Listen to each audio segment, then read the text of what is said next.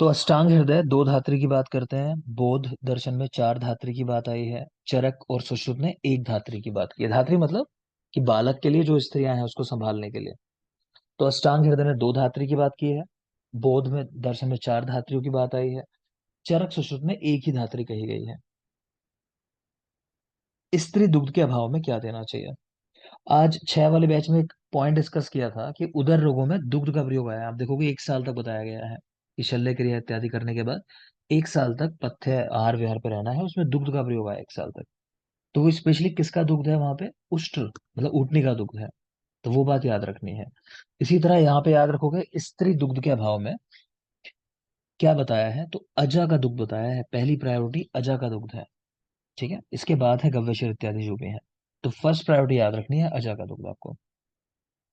आचार्य वाग्भट, उन्होंने लघु पंचमूल से सिद्ध शीर की बात की है। तो लघु पंचमूल को ही स्थिरादि वर्ग भी कहते हैं हम लोग, तो वही लिखा हुआ है लघु पंचमूल या स्थिरादि वर्ग से सिद्ध किया हुआ शीर।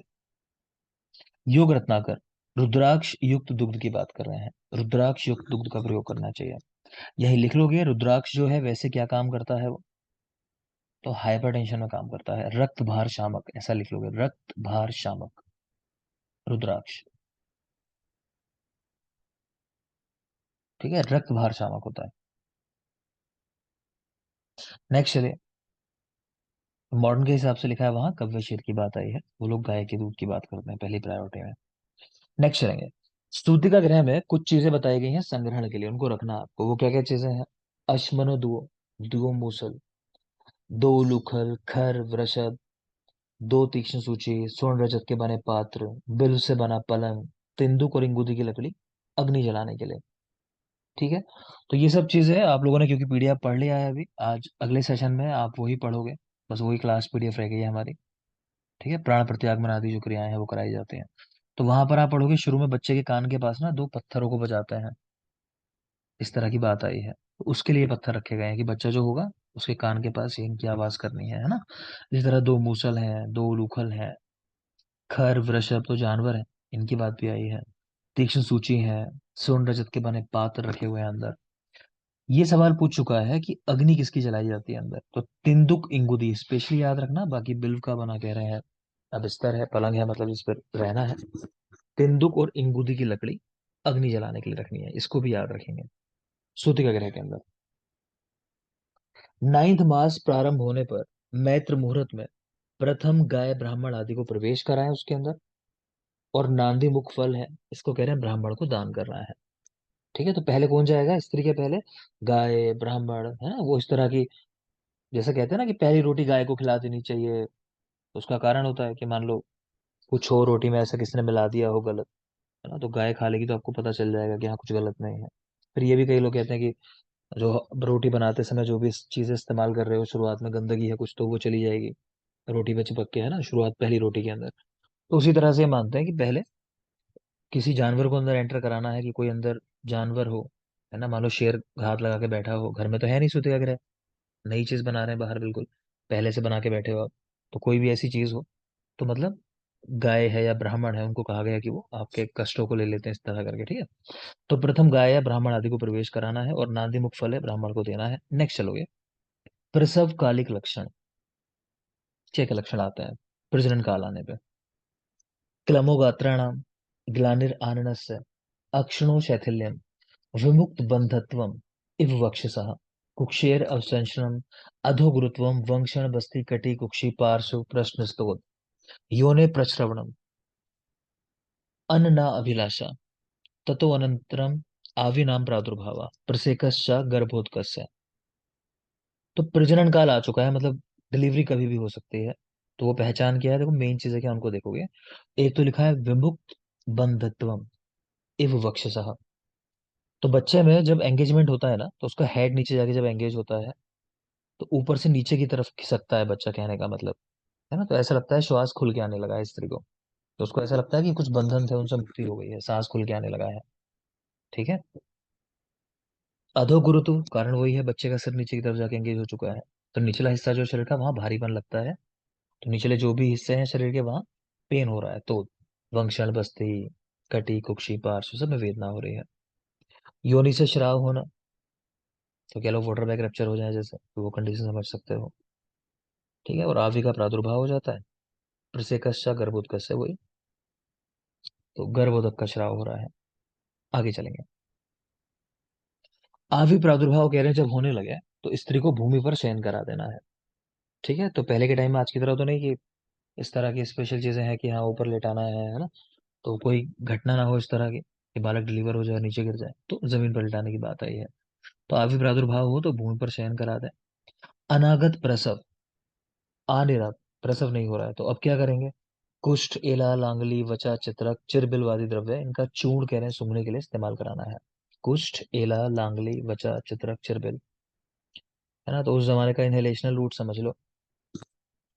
ठीक है, जैसे आजकल सेंटो लगा देते हैं, उस जमाने का सेंटो है, समझ लो। कुष्ठ, एला, लांगली, वचा, चित्रक, चिरबिल, इन द्रव्यों का चूर्ण सूंघने के लिए दे रहे हैं। भूर्ज पत्र धूम दिखाना है। शिंशपा सार धूम, शीशम जो है उसका धुआं दिखाना है। भूर्ज पत्र और शिंशपा, इनका धुआं दिखाना है, तो याद रख लेना थोड़ा सा। कुष्ठ, एला आदि ऐसा करके याद रख लो एटलीस्ट कि उनका चूर्ण सुंघाना है। और भूर्ज पत्र, शिंशपा, इनका धुआं दिखाना है। नेक्स्ट चलेंगे। सा यदा जानियाद विमुच्य हृदयम उदरम उदरस्य विंशति वस्ति शिरोपग्रात। ठीक है, इसमें कुछ खास नहीं, कि जब आप देखो कि बच्चा जो है छोड़ रहा है अपने स्थान को, ठीक है, नीचे बस्ती और सिर प्रदेश को ग्रहण कर रहा है, ठीक है, तो समझना चाहिए कि अभी प्रसव हो रहा है, उसमें कोई खास बात नहीं। नेक्स्ट चलेंगे। आवी उत्पन्न ना होने पर भी प्रवाहन अगर कर दिया तब क्या होगा? अब ये चीज हो रही थी अगर बच्चा नीचे की ओर जा रहा है तब ठीक है, मतलब प्रसव हो रहा है। कह रहे हैं कि अगर नेचुरली प्रसव आगे प्रोग्रेस नहीं कर रहा है, ठीक है, और फिर भी आपने इस तरह से कह दिया कि भाई मतलब पुश करो बच्चे को, वो टाइम नहीं था पुश करने का। जनरली हम लोग पुश करने को तब कहते हैं जब बच्चे का कम से कम एक बार हेड जो है कम से कम वो आ जाए, है ना। तो कह रहे हैं लेकिन उसके पहले ही आपने पुश करने को कह दिया, तो क्या होता है? प्रजा चास्य विकृता विकृति मापन्ना चा, श्वास का शोष प्लीहा प्रसक्ता व भवती, तो बच्चे में कुछ समस्याएं हो सकती हैं। तो प्रजा चास्य विकृता विकृति आपन्ना चा, ठीक है, विकृति हो जाएंगे, इतना याद रखो। श्वास का शोष ये सब चीजें हो सकती हैं। तो आपको एक बात और ध्यान रखनी है, बच्चे का जो हेड है तो उसको निकालने के लिए कई बार कट लगाना होता है, एपिजोड की जाती है। तो उस पे भी सवाल आ जाता है कि कौन सी स्टेज में करते हैं लेबर के एपिजोड में, तो कौन से में करते हैं? सेकंड स्टेज, लिख लो, सेकंड स्टेज ऑफ लेबर। ठीक है, बाकी देखो आगे। सुश्रुत ने प्रजाइनी के लक्षण बताए हैं, ये भी हम पढ़ेंगे। अब आज सुश्रुत ही शुरू करने वाले हैं इसको फिनिश करने के बाद। तो सुश्रुत आपने इनिशियल पोर्शन जो पहले भी पढ़ाया था याद कर लिया होगा, मैं चैप्टर 1 से लूंगा आज। पहले कुछ सवाल करूंगा आपसे। तो जाते ही शिथिले कुक्षो मुक्ते हृदय बंधन, साशूले जघने नारी गेय सातु प्रजाए। भाव प्रकाश ने यही चीजें प्रसवोत्सुका बताई हैं, प्रसवोत्सुका के लक्षण बताए हैं, यही एक ही बात है, प्रजाइनी कह लो या प्रसवोत्सुका कह लो। ठीक। तो जाते ही शिथिले कुक्षो मुक्ते हृदय बंधन है, तो सेम चीज है जो चरक ने भी बात लिखी थी, लगभग वही चीजें यहाँ कर रहे हैं, देखोगे कि हृदय बंधनों से मुक्ति हो गई, तो वही होता है कि बच्चा नीचे की ओर चला गया। साशूले जघने नारी गेय सातु प्रजाएं, तो शूल हो रहा है जघन प्रदेश में, तो ऐसे स्त्री को प्रजाइनी कहा जाता है। और भाव प्रकाश ने यही लक्षण प्रसवोत्सुका के बताए हैं। इन पर सवाल ऐसे भी आया है, किसने प्रसवोत्सुका कहा, किसने प्रजाइनी कहा? इजी है, सुश्रुत, सिंगल वर्ड का नाम है ना सुश्रुत, ऐसे ही प्रजाइनी। जबकि भाव प्रकाश, तो देखा जाए दो लेटर हैं, तो प्रसवो उत्सुका, तो वहां भी दो लेटर हैं, उस तरह भी याद रख सकते हो, भूल जाओ अगर वो। आगे चलें। अगली कंडीशन है उपस्थित प्रसवा। इसके लक्षण देखोगे, अभी था प्रजाइनी, तो प्रजाइनी जो प्रसव में कभी भी जा सकती है वो स्त्री है। ठीक है, और उपस्थित प्रसवा क्या है? यहां से हम उस कंडीशन में आ गए कि अब डिलीवरी जो है वो शुरू हो चुकी है, मतलब प्रसव शुरू हो चुका है। ठीक, तो क्या लिख रहे हैं? तत्र उपस्थित प्रसवाया कटी पृष्ठम प्रति समन्ताद वेदना भवत्यभीक्षण पुरीश प्रवृत्ति मूत्रम प्रसीच्यते योनि मुखात श्लेष्माचा।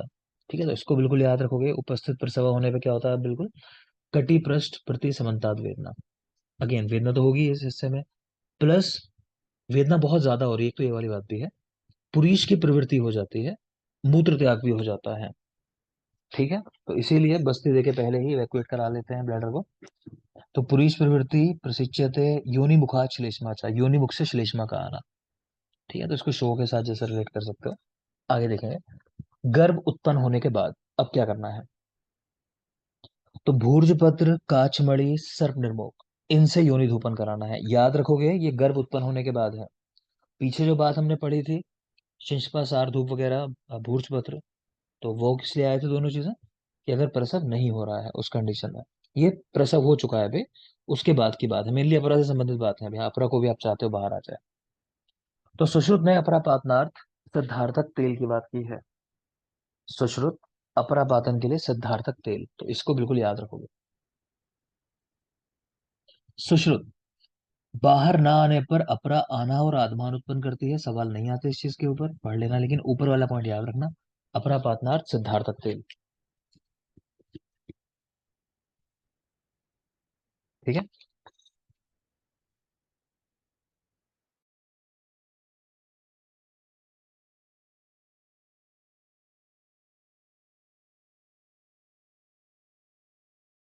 देखेंगे। तो सुश्रुत ने अपरा पातनार्थ सिद्धार्थक तेल, और सुश्रुत ने कहा कि अपरा बाहर ना आए तो आना और आत्मान उत्पन्न करती है। अष्टांग हृदय अपरा संघ का कारण वायु को कहा। अब मेरी बात समझ लेना, एग्जाम में कभी भी सवाल आए, आपको पता हो चाहे ना पता हो, कहीं भी अगर ऐसी बात आती है, कहीं संघ हो गया, या फिर आप दोष समझ नहीं पा रहे कि आंसर लगाऊं, तुक्का एक लगाना हो तो वायु की तरफ जा सकते हो। ठीक है। कोई भी रुकावट होती है तो वो तो वायु से ही होती है, तो वहां तो सिंपल ही बात है। इसके अलावा भी आप दोष नहीं डिसाइड कर पा रहे तो कोशिश करो कि बात की तरफ जाओ, अगर तुक्का ही लगाना हो तो। ठीक है, आगे चलते हैं। चरक ने अपरापातन ना होने पर वात, मूत्र, पुरीष, इनकी रुकावट, ऐसा लिखा है। भाव प्रकाश योग रत्नाकर शूल, आधमान और अग्निमांद्य होना, ये बताया है। अब प्रसव हो गया, तो यहां से बच्चे के बारे में बात शुरू हो जाती है। तो सद्या प्रसूत बालक की परिचर्या, आज ये पढ़ाऊंगा सेकंड सेशन में, फिर कह रहा हूं मैं, लेकिन यहाँ जो लिखा है शॉर्ट में देख लेते हैं। तो खल्व अप्रायः प्रपत्नार्थ है, कि अपरा के पातन होने के बाद अब क्या करना है बच्चे के लिए? अश्वनो संघटनम करणी और मूले, बालक के कानों के पास पत्थरों को बजाना है, उनकी आवाज करनी है। शीत उदकेन, उष्ण उदकेन व मुख परिषेका, बालक के मुख पर शीतल जल और उष्ण जल, उसकी छींटे देनी है, मतलब दोनों सेंसेशंस उसको देने हैं, उष्ण वाला भी और शीत वाला भी। कृष्ण कपालिका शूरपेण से प्राण प्रत्यागमन कराना, काले रंग के पंखे से बच्चे को हवा करनी है, मतलब। प्रकृति भूतम अभिसमक्षीय स्नान उदक, कि जब बच्चा आपको लगे कि प्रकृति में आ गया, कि ठीक है अभी लगभग बच्चा, तो उसको स्नान करा दो। तो इसमें सवाल पूछा जाता है कि ये जो प्रोसेस आई है पूरी प्राण प्रत्यागमन की, इसमें बच्चे की कितनी इंद्रियां इन्वॉल्व होती हैं? तो आपको आंसर याद रखना है, तीन। कौन कौन सी? कि बच्चे के कानों के पास आवाज कर रहे हैं, तो मतलब उसका श्रोत्र इंद्रिय, सुनने का काम, ठीक है। फिर त्वचा के ऊपर, तो त्वक इंद्रिय का इन्वॉल्वमेंट होता है, कि शीत उदक, उष्ण उदक जो वो डाला जाता है चेहरे पे। फिर काले रंग का पंखा है, तो आंखों से देख रहा है बच्चा, मतलब अपने, तो आईज। ठीक है ना, तो तीनों इंद्रियों का इन्वॉल्वमेंट होता है, ध्यान रखना। तीन इंद्रियां इस प्रोसेस के अंदर इन्वॉल्व होती हैं। क्लियर है? आगे चलो। प्राण प्रत्यागमन में अष्टांग संग्रह ने बला तेल से परिषेक कराने की बात की है।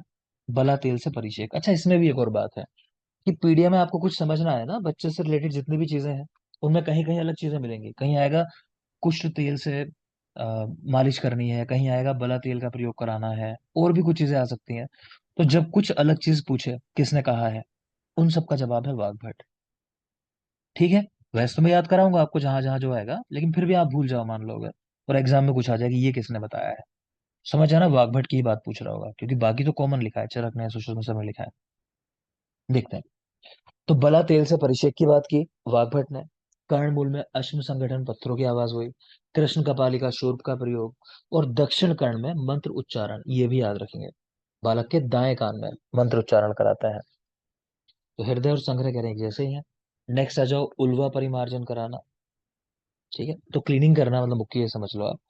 तो तालु, ओष्ठ, कंठ, जीवा, इनको करपास लिपटी उंगली से परिमार्जन करा, यानी उंगली पर रुई लपेट कर इनको क्लीन करना है।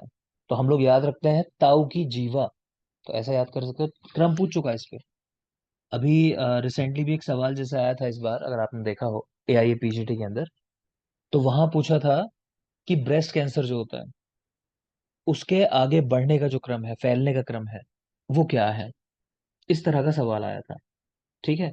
ऐसे ही पीछे अष्टांग हृदय शारीर स्थान से क्वेश्चन आ चुके हैं, कि प्रसव के बाद स्त्री को क्या क्या चीजें कराई जाती हैं क्रमशः, वो क्रम लगवा चुका है, मैं पढ़ाऊंगा आपको वो भी, अष्टांग हृदय शारीर भी, सुश्रुत के बाद। छोटी सी क्लास होगी, आधे घंटे में पूरा हो जाएगा। क्लियर।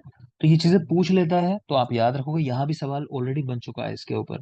तो हम याद रखते हैं ताऊ की जीवा। ताऊ मतलब ता से तालु, फिर ऊ मतलब ओस्ट है, तो उससे तो कुछ होता नहीं है, तो ताऊ की मतलब कंठ, जीवा मतलब जीवा। तो ये क्रम है हमारा क्लीनिंग का। पहले तालु क्लीन करेंगे, फिर ओस्ट, फिर कंठ, फिर जीवा, तो ये याद रखोगे। शिरस तालु करपास पिचू, कह रहे हैं कपास का पिचू रखना है सिर तालु पर, और सैंधव सर्पी से वमन कराना है। अब यहाँ जो बच्चे को वमन करा रहे हैं सैंधव और सर्पी के साथ, वाग्भट ने यहाँ भी एक चीज जोड़ दी है, वचा और जोड़ दिया है, कि वमन जो कराते हैं सैंधव सर्पी वचा से कराते हैं। आगे देख पा रहे हो ये लिखा हुआ है देखो। तो कुछ भी ऐड किया वाग्भट ने किया है। अष्टांग संग्रह देख लो।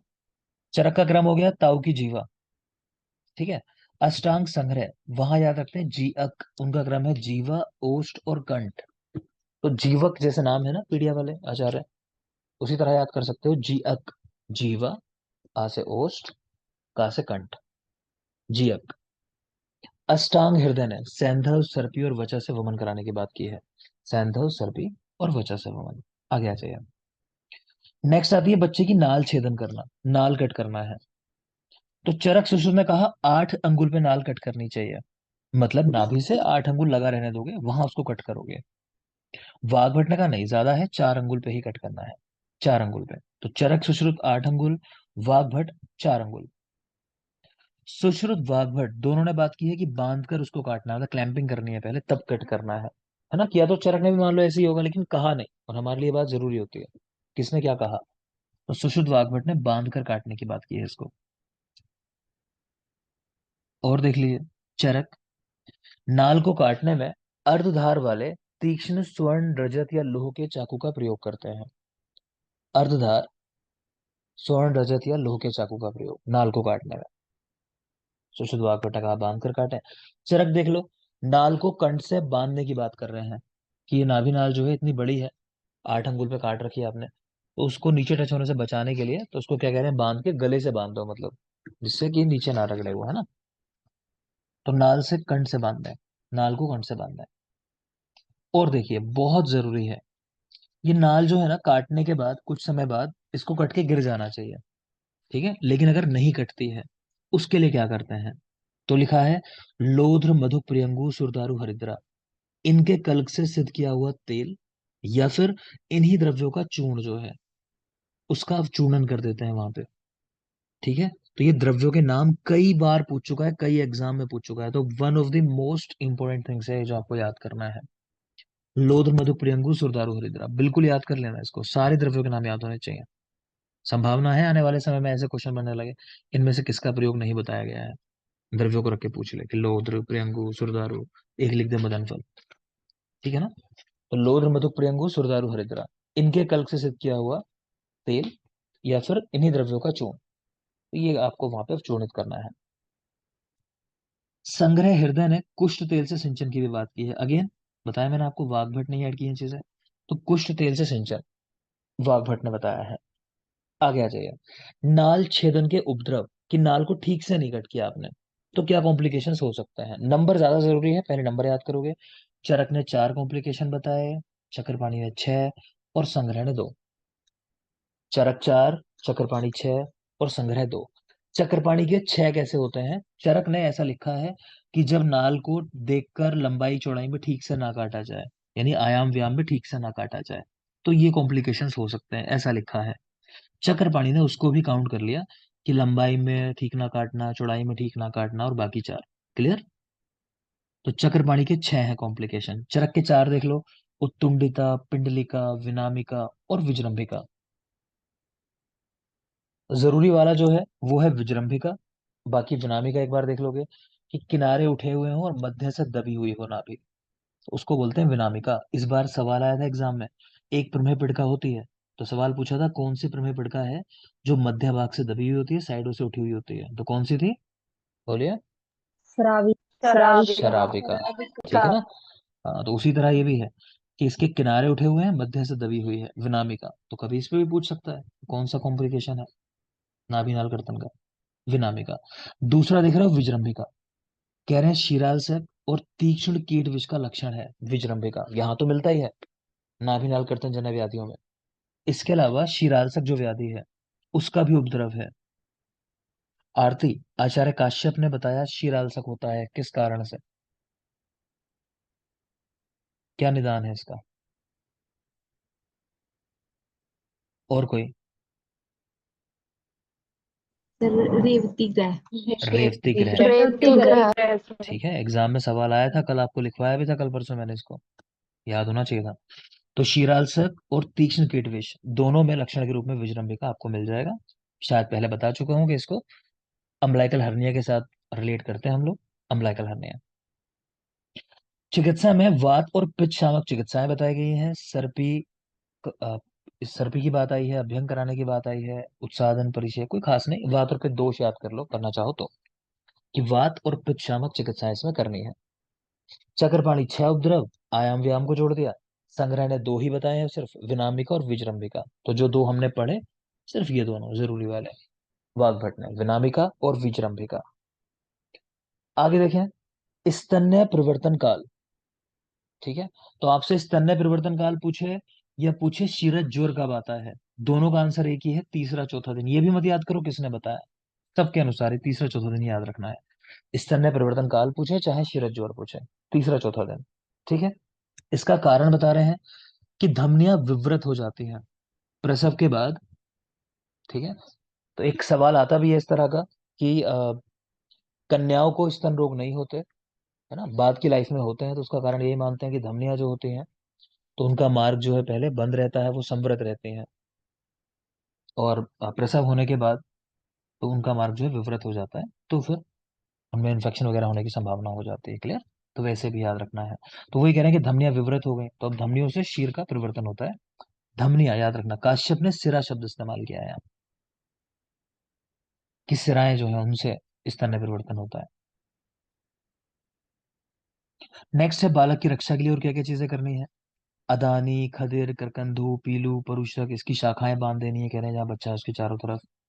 तंडुल बलि होम करना है। सप्तम उभय कालम, क्रियते नामकरण था। तो जब तक बच्चे का नामकरण ना हो तो दोनों समय सुबह शाम यज्ञ कराना है, ये बलि होम कराना है सब कुछ।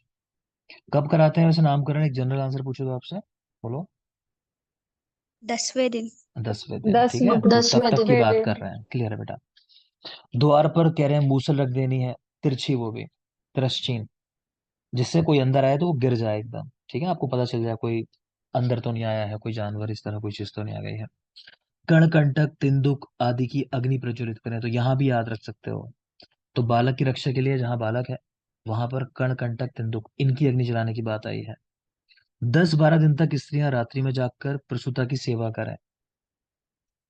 अथर्ववेद को जानने वाला ब्राह्मण दोनों काल सुबह शाम शांति पाठ करे। तो याद क्या रखना है, ये देख लेना कि नामकरण तक टंडुल बलि होम, कणकंटक और तिंदु की अग्नि जलानी है, इतना तो कम से कम याद कर लेना, बाकी कुछ खास नहीं है। वाग्भट ने छठी रात्रि का रक्षा कर्म बताया, षष्ठी रात्रि बहुत जरूरी है बेटा। प्रसव के बाद छठे दिन कहा गया है कि किसी को सोना नहीं है, तो बलि आदि के द्वारा रक्षा कर्म करना है। बंधु बांधव प्रसन्न रहकर रात्रि जागरण करें, तो पूरी फैमिली रात्रि में जागरण करेगी, छठे दिन सोना नहीं है, बहुत जरूरी बात है, बिल्कुल याद रखेंगे। काश्यप ने खिलिस्तान के सूतिका उपक्रमणी अध्याय में सूतिका या दुष्प्रजाता को होने वाली 64 व्याधियों का उल्लेख किया है। इसके अलावा दुष्प्रजाता अध्याय में सूतिका को होने वाली 35 व्याधियों का उल्लेख किया है, आप पढ़ चुके हो। 35 व्याधियां क्या है? ये जाथाड़नियां। अभी पूछूंगा अगले सेशन में आके आपसे। नेक्स्ट चलोगे, बालक के अंगों का प्रमाण बताया है, कि बच्चे के अंग कितने बड़े होते हैं, कि भाई उंगलियां कितनी बड़ी हैं, नासा कितनी बड़ी है, वो सब बताया गया है। वो सुश्रुत में पढ़ते हैं हम लोग, वो चीज भी अच्छे से। ठीक, यहाँ तो बस समझ लो क्यों बताया गया है। कह रहे हैं इससे वायु की, बालक की आयु का ज्ञान होता है, बच्चे की उम्र कितनी होने वाली है। ठीक है, तो ये हम सुश्रुत में देखेंगे सूत्र 35 के अंदर, कि कैसे पता चलता है बच्चे की आयु। फिलहाल याद रखो अंगों का प्रमाण आयु प्रमाण के लिए। एक बस जरूरी बात है, जो अंगों का प्रमाण बताया जाता है वो स्वयं अंगुल प्रमाण बताया जाता है। जिसका शरीर नाप रहे हैं तो उसके स्वयं के अंगुल से। क्लियर? कटी प्रमाण लिखा हुआ है कि उरा से तीसरा हिस्सा कम होता है ना, याद करना आपको, छोड़ो। धात्री की परीक्षाएं, जो धात्री नियुक्त करोगे, स्त्री नियुक्त करोगे, उसकी 24 परीक्षाएं बताई गई हैं। 24 नंबर याद रख सकते हो, कि कैसी होनी चाहिए। आपके समान वर्ण की, मतलब ब्राह्मण क्षत्रिय जो भी आप हो, आप चाहते हो ऐसी शिक्षा देना बच्चों को, है ना। यौवन स्थान मतलब यंग हो, जीवत वत्साम, खुद के बच्चे जीवित रहते हैं उसके, यानी उसको आता हो बच्चों को कैसे पाला जाता है। तो अन्य और परीक्षाएं हैं, टोटल 24 नंबर है, याद रख सकते हो। क्षीर जनन द्रव्य आपको ऑलरेडी पढ़ा चुका हूँ, ये भी कहीं ना कहीं क्षीर जनन द्रव्य पूरे। चलो यहाँ कुछ लिखे हैं, देख लेते हैं। क्षीर जन्नानी तू मद्यानी सीधु वर्ज्यानी, सब पढ़ा चुका हूँ, देख लेना। सीधु को छोड़ के सारे मध्य। द्रव मधुर अम्ल लवण आहार, ये तीनों रस याद रखना, मधुर अम्ल लवण। ये पूरा का पूरा वर्ग आपको याद है, महाकषाय चरक का। वीरण षष्टिक शाली इक्षु वालिका दर्भ कुश काश गुंद्रा इत्कट, तो वो याद रख लोगे अपना। काश्यप मधुर अनपान द्रव लवण आहार, सिद्धू के अलावा सारे मध्य। सिद्धार्थक के अलावा सारे शाक, सब पढ़ा चुका हूँ। सिद्धार्थक के अलावा सारे शाक। वाराह और महिष मांस के अलावा सारे मांस स्तन्यवर्धक हैं। लहसुन, पलांडु, तो लहसुन और प्याज, इसके अलावा वाजीकरण सिद्धशीर, योग रत्नाकर, इनका देख लोगे। कूष्मांड, शतावरी, वन कपास, सोविरक, विदारीकंद, कणा, वज्रकांजिक। कणा, वज्रकांजिक, शतावरी स्पेशली याद रखोगे। वज्रकांजिक तीर जनन का काम करता है, मक्कल शूल को हरता है, पेन होने वाला जो उसको हरने वाला है। आम वात को हरता है, वृश्य है। वात कफज व्याधि नाशक और अग्निवर्धक, स्पेशली वात कफ नाशक, मक्कल शूल नाशक, आम वातहर और स्तन्यवर्धक, इतना याद रखोगे। सुश्रुत काकोल्यादिगण स्तन्यवर्धक जानते ही हो। और मस्त वचा हरिद्रा स्तन्य शोधक, ये भी पता है। शीर वृद्धि शीर घनत्व वमन साध्य विकार है काश्यप की, ये भी पढ़ा चुका हूँ। शीर वृद्धि शीर घनत्व। चरक ने ये कुछ द्रव्य बताए हैं, इनका धूपन करना है बच्चे के लिए। यव, सरशप, अत्सी, हिंगू, गुगुल, वचा, सांप की केचुली, सर्प निर्मोग। चरक, संग्रह और काश्यप ने बालकों के खिलौनों का वर्णन किया, सब पढ़ा दिया आपको। जातुष के बने खिलौने होते हैं वो सब, तो चरक में भी है, संग्रह में भी है, काश्यप में भी है। शारीर स्थान क्यों कहते हैं, क्योंकि शरीर के बारे में पूरे में बताया हुआ है। ठीक है, तो शारीर स्थान आपका यहाँ खत्म हुआ। देख लेना, लास्ट के पॉइंट से पढ़ा रखे मैंने आपको ये, तभी तेजी से बोले मैंने। 10 मिनट का ब्रेक लो, वापस आओ। वहां